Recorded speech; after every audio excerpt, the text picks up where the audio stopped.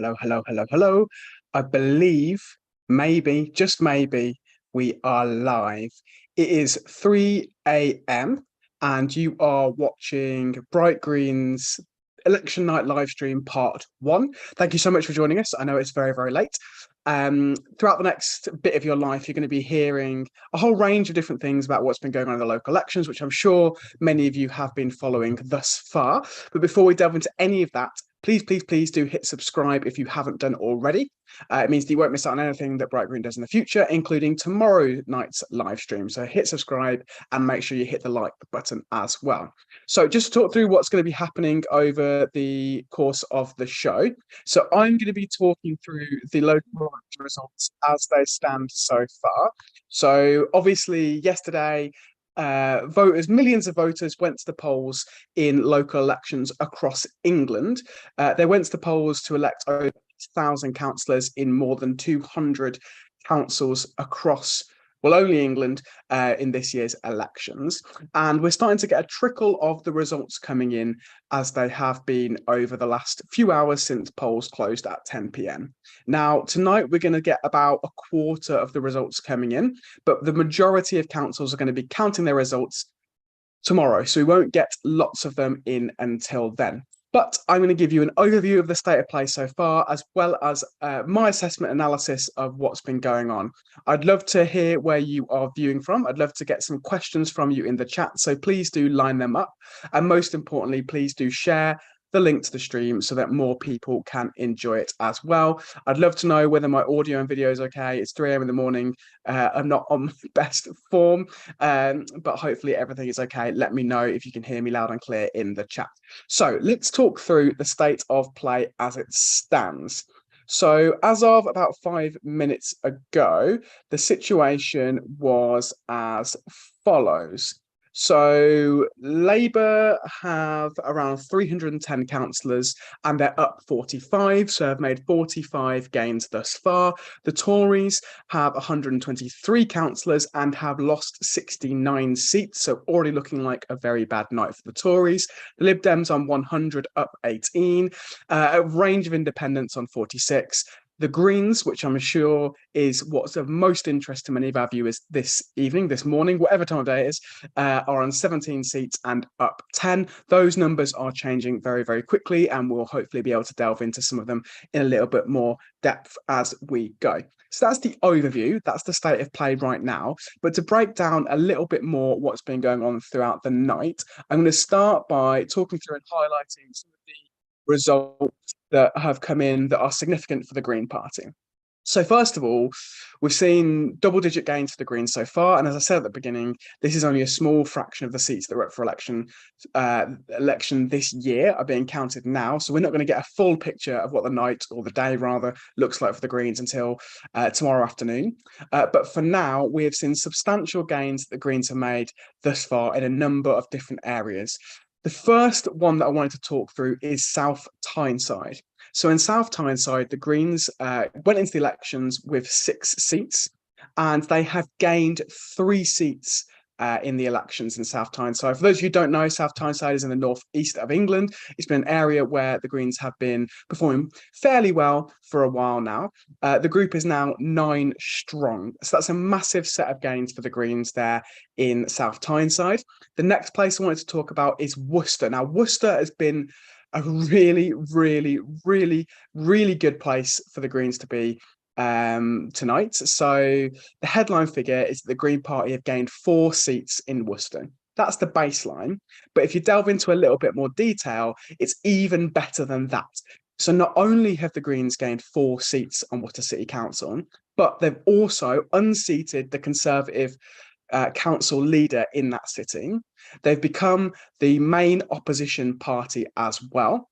And they won the largest share of the vote across the whole of Worcester. That's a massive achievement, a really, really, really fantastic result for the Greens there in Worcester. And we'll look at that in a little bit more depth as well. Alongside those kind of large scale gains, we've seen a number of places so far elect 1 or 2 new Greens. And crucially, there have been 3 councils so far where the Greens have broken through for the first time. So in Southend, the Greens have gained their first ever councillor. Absolutely historic for the Greens to be gaining a seat there. They've also, for the first time ever, gained a seat in South Kesteven. Apologies if I've butchered that pronunciation. It's not a part of the country I know well. And also, just in before I started this stream, the Greens have gained a seat as well in Havant. Again, apologies if I've pronounced that wrong. That's three times, the three places where the Greens have gained a seat for the first time ever. That means that there will be a Green on all three of those councils when there never has been before. Absolutely groundbreaking for the party. And if it's a sign of things to come, we could be seeing more massive gains throughout the rest of today and tomorrow, although technically it's 3 a.m, so it's all today. We've also seen gains in Exeter, and we've seen Greens holding seats that they previously held as well. So that's the kind of overview of where things are for the Green Party right now. I'd love to get any questions in the chats that you have for me about the results as they come in. If you're just joining us, please do make sure that you hit subscribe, hit like, and share the show link. It'll help Bright Green out massively. And if you're enjoying the content Bright Green has been putting out on the live blog and indeed on this stream, then other people will enjoy it too. And so the best way to make sure that they see it is to hit share, is to hit like, and to hit subscribe. So giving you the overview of the state of play for the Green Party so far, so a substantial number of gains already coming in.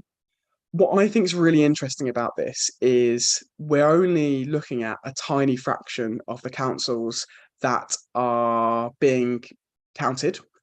So only a small proportion of them are being counted overnight. The vast majority of them, the count started around 9 a.m. tomorrow.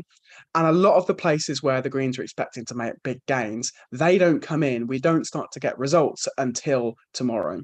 So we're already in a situation where the Greens have made double-digit gains. And we're in a situation where there have been two councils where those gains have been substantial, i.e. Worcester and South Tyneside, where the Greens have gained 4 and 3 seats respectively. And we still have all of those big council areas where the Greens are expected to perform really, really well to come tomorrow. So looking forward, at the moment, the Greens are on, from the last time I checked, and I'll check again in a moment, the Greens are on 10 gains. There are councils that are going to be announcing their results tomorrow.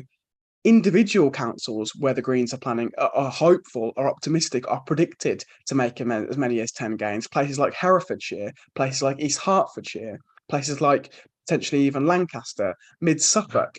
And so what we are heading towards, if what we've seen so far continues throughout the rest of the election results period, is we're heading for substantial Green gains. Now, Carla Denyer, the co-leader of the Green Party of England Wales, was on the BBC earlier today. She was speaking to Laura Kuenssberg, and she said that the Greens are still on track to be making over 100 gains in these elections. Now, I've talked about this before if you've watched any of Bright Green's live streams, but I think this is hugely significant for the future of the Green Party. Not just because in pure numerical terms, gaining 100 seats is really, really substantial, but also because the base in which the Green Party is starting from in these elections is huge. In 2019, the last time these seats were up for election, the Green Party won an unprecedented number of seats. It won the most seats it had ever won before. And what that means is that this year, the Greens have been defending more seats than they ever have done before by quite a massive margin. And so to be able to defend all those seats and potentially win as many as 100 or even more seats on top of that, that's really, really significant for the future of the Green Party. And crucially, it's really important for the future of the Green Party for other reasons too. The first of them is that in an increasing number of places, it's not just the Greens winning 1 or 2 seats here and there, or even winning, up to 5 or 6. It's the Greens making those kinds of gains, but then also entering administration off the back of it. So we'll start to get a better picture of this tomorrow. But one of the things that we can look out for when the results come through towards the end of the day is whether or not the Green Party has broken through in Mid Suffolk. So Mid Suffolk right now, the Green Party has 12 seats. The Tories have 17. 18 seats is the golden number for a majority.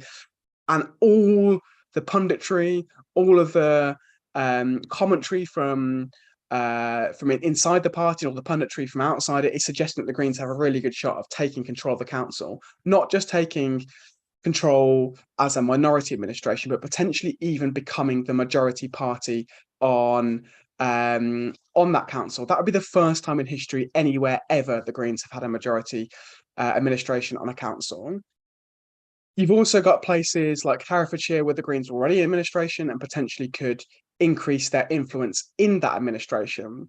These are hugely significant results for the Greens because it means that voters are trusting the Green Party not only to be their local representative, to hold parties in administration to account, but also to go on and wield power, to run a little bit of the state and to run their local services, to run their communities. And that's really, really significant. The other reason that I think it's significant as well is because the places that the Green Party are gaining seats in there isn't a huge pattern there in terms of the councils, the demographics, the nature of the areas that the Greens are winning seats is really changing and it's really diverse. And that's really significant because if you were to follow media reporting, if you were to follow the kind of prejudices and stereotypes about the Greens, you would assume that the Green Party only wins in sort of university towns, in areas with lots of graduates, in areas with lots of renters, and so on. Actually, what we're seeing so far in the elections is that there is a broad, in the election results so far that we've seen come out, there's a broad array of seats that the Greens is winning in. And it's quite probable that will continue on tomorrow as well. The significance of that, of course, is that means that there is a huge pool of voters who could be voting for the Greens in the future. The election results we see from the Greens could pop up and spring up in places all across the country. And it means that the Greens can start to win seats, not just from the Labour Party, but also from the Liberal Democrats and Conservatives. And we're seeing that tonight. We've seen the Greens gaining seats in, say, for example, Southend from the Liberal Democrats, in South Tyneside from the Labour Party, and in other places, including Worcester from the Conservatives. Now, that's really significant as well. But there's one final thing I wanted to focus in on, which relates to one of the results we've already seen so far tonight. So in Peterborough, Heather Skibsted was elected as a Green councillor yesterday. She was elected on a Green Party ticket and she gained the seat from Labour.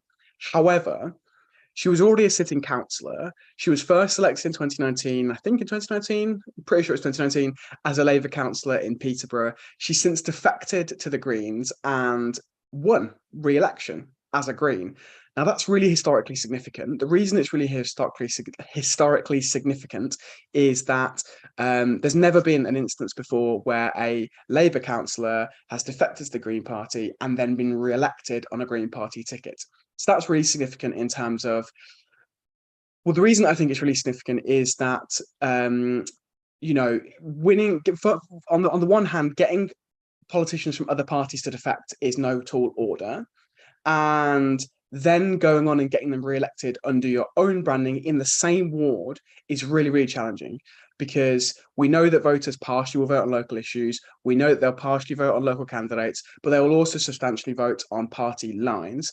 And the fact that the Greens have been able to go into that election in a ward where there'd been little Green activity, as I understand it, before the defection, and win that seat, get a former Labour councillor re-elected as a Green is really significant. And it's going to play out throughout the rest of the results as they come in as well, because there are about half a dozen ex-Labour councillors who've defected to the Greens and are standing for re-election. We've seen 3 of the results come in so far for those. Firstly, Heather Skibston in Peterborough, who was successful in getting re-elected, making history in doing that.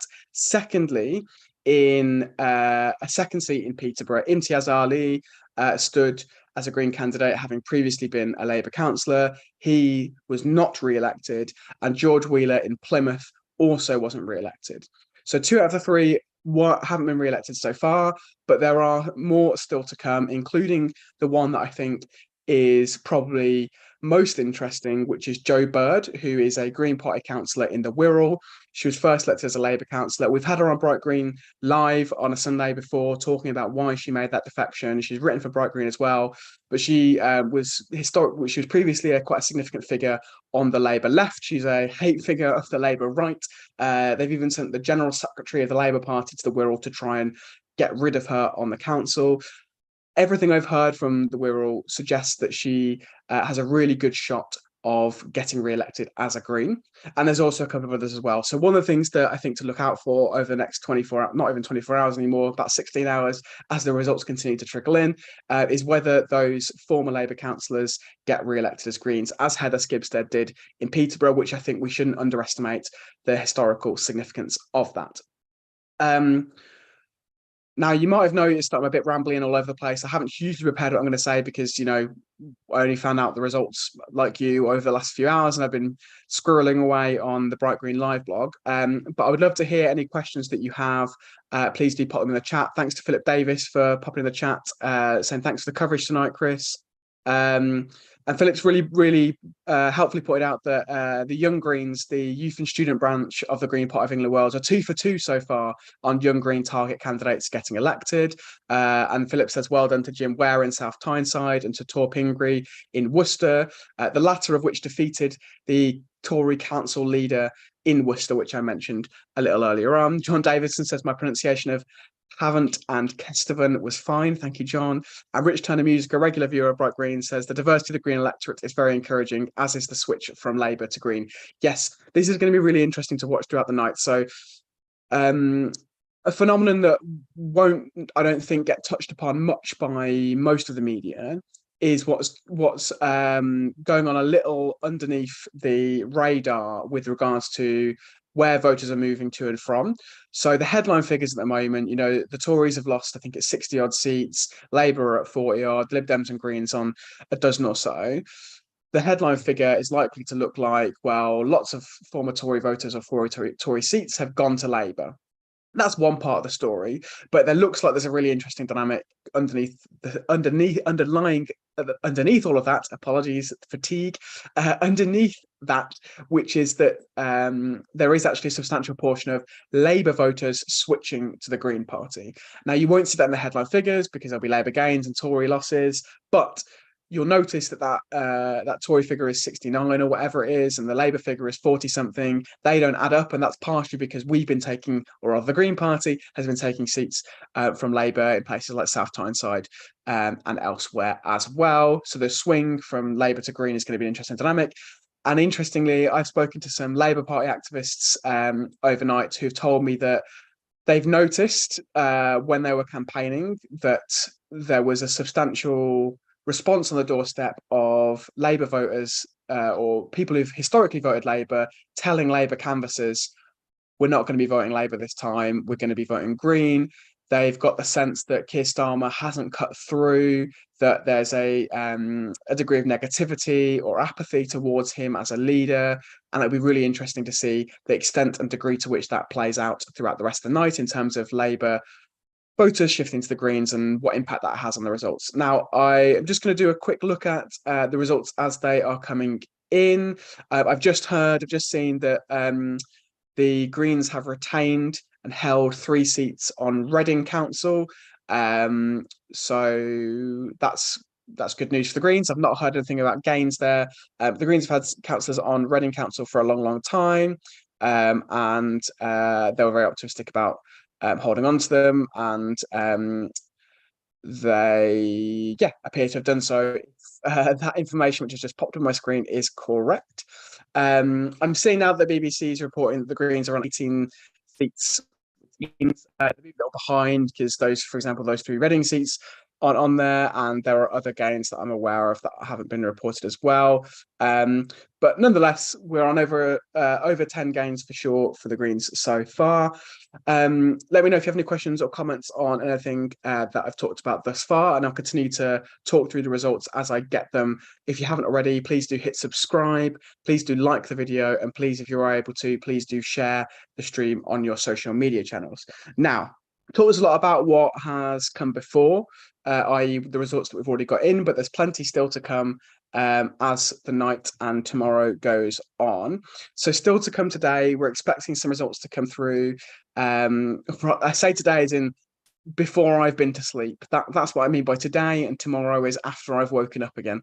So in terms of the results that are still coming in from the overnight counts, we're still expecting results from places like Bolton, Coventry, North Norfolk.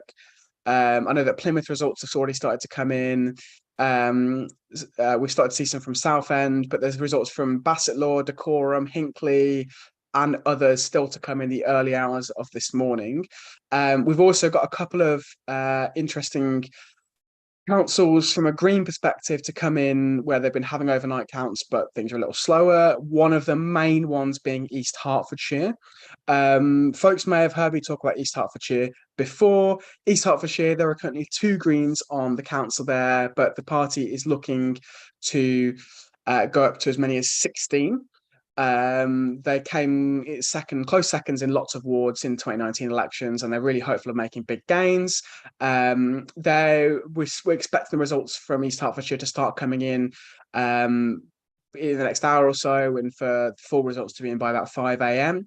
That would be a huge shift in the politics of East Hertfordshire if that comes true. I've spoken to some of the key activists and organisers in the East Hertfordshire campaign. They've told me that they feel like if they got 10 or fewer seats in that election, they feel that they would have underperformed. So they're aiming for somewhere above 10, somewhere in the region of 10 to 16, which would be, 8 to 14 gains, which would be really, really huge, like a massive set of gains on the scale that you don't often see for the Green Party. So those results should be coming in, starting to trickle in soon, and the full results should be out by about 5 in the morning. East Hertfordshire is an interesting one. I don't know how many of our viewers are familiar with it as a place. You probably couldn't point to it on a map, but it basically covers a portion of Hertfordshire, which is just north of London. It's in the kind of just about commutable distance to London. And it's part of we're talking about the Greens potentially gaining 14 seats there. It's part of a wider trend and a pattern that we've seen in recent years of the Green Party performing really, really well in this type of area, which is essentially sort of semi-rural patches that have not insubstantial sized towns, but that are in commutable distances from large urban areas. So in this case, it's London. We've also seen in Mid Suffolk, which we talked a little bit about earlier, that's also in a similar kind of geography in relationship to London, where people commute to and from London, but they live in the sort of smaller towns and villages outside of it. We've seen in Herefordshire, another example of this, and also in South Oxfordshire, nearby my patch, where these areas which are in kind of commuter belt territory, where people have moved out of the cities, demographic changes have shifted, and there's a degree of anger towards the Conservative Party and the Tories in government. These areas which were once sort of true blue Tory heartlands are increasingly going to the Green Party. I think that's a really interesting phenomenon. And so East Hertfordshire is a place that I'd really recommend you keep an eye out for as the night goes on. And as I say, we're expecting results to come in there in the next half an hour, and for the full results to be out by about 5 a.m. If you're just joining us, please do hit the share, please do hit subscribe, that's the most important one, and hit like, and do get comments and questions in the chat lined up. I'm going to stay on the live stream for another 15 minutes or so maybe, but whilst I've got you, just to plug, we do have another of these streams tomorrow at 6 p.m, which we'll be doing when there's a much better picture of what's been happening across the country. By 6 p.m, we'll have about 85-90% of the results in, so we'll know whether the Green Party has met that 100-seat target that it set itself. I'm also going to be joined by some incredibly special guests on tomorrow's live stream. I'll be joined by Zach Polanski, who's the deputy leader of the Green Party of England and Wales, so I'm sure you all know. I'll also be joined by Ellie Chowns, who is a councillor in Herefordshire. She's a former MEP. She's a Green Party's parliamentary candidate in North Herefordshire, one of the Greens' primary target seats. I'll be talking to her about the Herefordshire results, which the Greens are very, very optimistic about doing very well there. And so possibly we'll be talking about the Greens having made lots of gains there and why that has happened as a phenomenon. So at 6 p.m. tomorrow, we'll be going live on the YouTubes again. I'll be joined by those two. I'm also hoping to get some other guests booked, some of the other councillors that have been elected, and it'll be a more sociable hour. So I'm more likely to get some of them on. I struggle to get many people on at 3 a.m, as you would expect. One of the other interesting results I want to talk about is not related to the Green Party. It's basically a Labour Party story, really. And the nature of it is that a Labour Party councillor, Cal Corkery, who was leader of the Labour group, was firstly deselected by the Labour Party and then expelled from the Labour Party for pretty spurious reasons, which basically amounted to him having liked a Facebook page of an organisation which was proscribed by the Labour Party. He'd liked the page before it was banned by Labour, and so he was kicked out. It's part of a wider trend of sort of left wingers and socialists being booted out of the Labour Party, and very little in the way of meaningful reasons being given. So where he was kicked out just before the sort of local election campaign started in earnest, and he decided to stand as an independent in Charles Dickens' ward. And about half an hour before I came on the stream, it was announced that he had successfully been re-elected as an independent socialist councillor, defeating the Labour machine. It's a really interesting phenomenon. We may well see more of that. I think we're expecting results from Liverpool to come in. Let me just check what time we're expecting results from Liverpool. About 5 p.m. tomorrow or today, 5 p.m. on Friday. We're expecting results from Liverpool. There's a group of ex-Labour councillors there who are standing as independents. So that trend that I talked about earlier about ex-Labour councillors defecting to the Greens and then standing for re-election, there's other interesting dynamics at play where they're standing as independents as well. So please, if you wish to, keep an eye out for that, because yeah, I think it's really interesting. I think it's particularly interesting that we're in a situation where there's been this purge of the left of the Labour Party, and increasingly those people aren't willing to essentially take their expulsion lightly. They're not willing to go away quietly, and are instead either standing as Greens or in some cases independents. And we're seeing tonight with Heather Skibsted in Peterborough and Cal Corkery in Portsmouth that they are winning. I've just seen we've got a flurry of more results that have come in. I'm just going to rattle through them really quickly for you now. So more from South Kesteven. So the Greens have gained a second seat from the Conservatives in South Kesteven. That's really significant because not only is it a second gain, so that means there'll be 2 Greens on the council now, but also if you were around earlier, I said the first seat that they gained was the first seat the Greens have ever had on South Kesteven Council. So really, really significant there. Also seeing the Greens have held a seat in the Cotswolds, and confirmation of what I said earlier, that the Greens have held 2 seats in Reading. They've held Catsgrove Ward and they've held Park Ward as well. Sorry, that's 3 seats in Reading, not 2.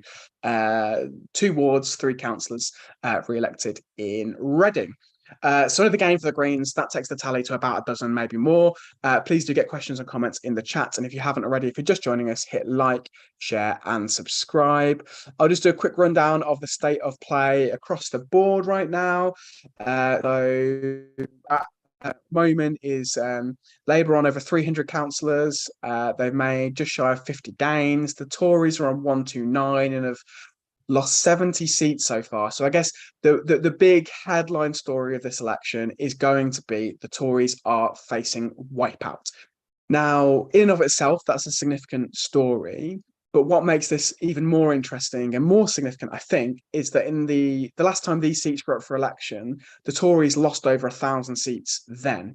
And so it looks like the Tories are on track for massive, massive losses this time around as well, when they're starting from a pretty low base anyway, when they had a diabolical set of elections in 2019. If you remember back to then, this was May 2019. It was just before the European elections. The Brexit Party was polling 20-odd% of the vote at some points. The Liberal Democrats and the Greens were polling well amongst sort of Liberals and Remainers.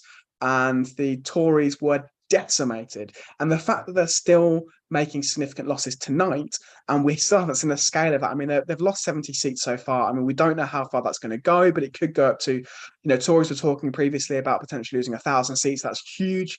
That's really, really significant. The Liberal Democrats, they're on 112 seats at the moment, up 17. Which so far, I think that's probably quite an underperformance from the Lib Dems from things I'd heard from reporting. the Lib Dems seem to be on track for significant gains. I mean, I saw Robert Peston tweeting late last night that this was a really, really, really strong election for the Liberal Democrats. So far, that doesn't seem to be the case, but it is very much early days. It's only, I'm looking at the numbers, it's about 5, maybe 6, 7, 8% of council seats that have been declared so far. So it's very early days. There may well be council still to come, whether Lib Dems are on track for massive gains. Some of those leafy Tory areas in the south of England. The Greens are on just shy of 20 seats with a dozen gains. Now, that last number, the Greens making substantial gains, is really significant, as I said already.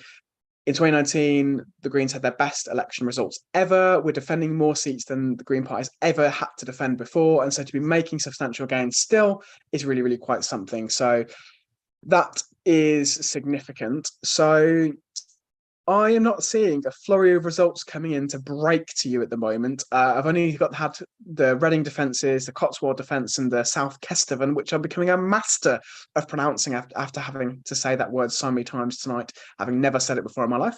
There's not a huge amount trickling in. I'll just give you a rundown of what we still got to come overnight. So one area I think to keep an eye out for is the Forest of Dean. The Greens have a number of councillors there. They have been in administration.